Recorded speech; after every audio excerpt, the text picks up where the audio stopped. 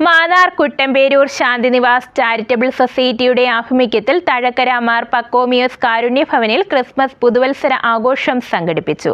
മാവേലിക്കര നഗരസഭ അധ്യക്ഷ ലളിത രവീന്ദ്രനാഥ് ഉദ്ഘാടനം ചെയ്തു.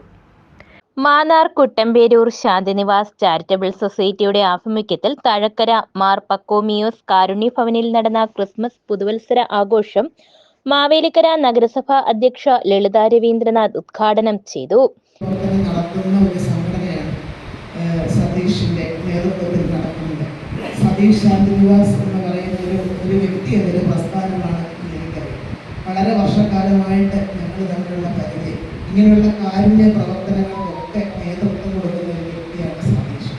സൊസൈറ്റി കൺവീനർ സതീഷ് ശാന്തിനിവാസ് അധ്യക്ഷത വഹിച്ച യോഗത്തിൽ Karunyabhavan assistant director father Sanju Christmas പുതുവത്സര സന്ദേശം നൽകി.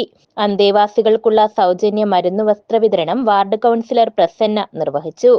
കോശി പൂവടിശ്ശേരി, ബിന്ദു കളരിക്കൽ, Subhash Babu S, Mathai N, Saleem ചാപ്രയിൽ, manager Ninan, Sajith Nair, Ashok Nair തുടങ്ങിയവർ പങ്കെടുത്തു. News bureau, Mannar.